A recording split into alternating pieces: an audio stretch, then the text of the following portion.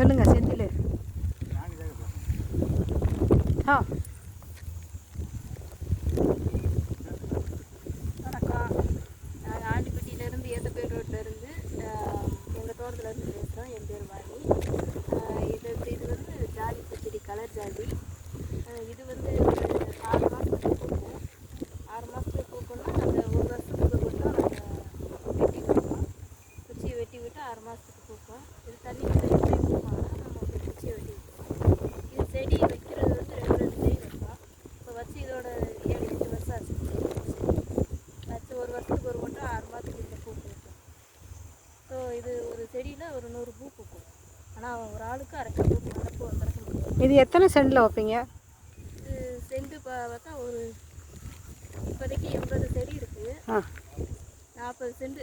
80 செடின்றது 40 சென்டில் வச்சுருக்கோம். ஒரு இந்த செடிக்கும் எவ்வளோ உரமெல்லாம் வைப்பீங்களா? ஆமாம். இது செடி ஒடிச்சு விட்டு தண்ணி உடையில உரம் வச்சு தண்ணி விட்டால் ஒரு 10 நாள், ஒரு மாதத்தில் பூத்துரும். ஒரு மாதத்தில் ஒடிச்சு விட்டு தண்ணி விட்டோம்னா ஒரு மாதத்தில் பூத்துரும். சரி. அப்படியே கொஞ்சம் கொஞ்சமாக போயிடும். இது சம்பளால் விட்டு பிறக்குவீங்களா? உங்கள் குடும்பத்தில் இருக்கவங்களே பிறக்குவீங்களா? ஆள் விட்டு தான் பிறக்க முடியும். இது நம்ம ஒரு ஆளுக்கு அரை கிலோ பூக்குனால ஒரு ஆளுக்கு சம்பளம் எவ்வளோ கொடுப்பீங்க? சம்பளம் 100 ரூபா கொடுப்போம். 100 ரூபா கொடுப்பீங்க. 10 மணி வரைக்கும் 100 ரூபா, 10 மணிக்கு மேலே அதுக்கு மேலே 100 ரூபா கொடுத்து உங்களுக்கு விற்கிறதெல்லாம் கட்டுமா? எத்தனை கிலோ வரும்? கட்டாது. இருந்தாலும் நம்ம விவசாயம் பண்ணணும் அப்படிங்கிறக்காண்டி பண்ணுறது.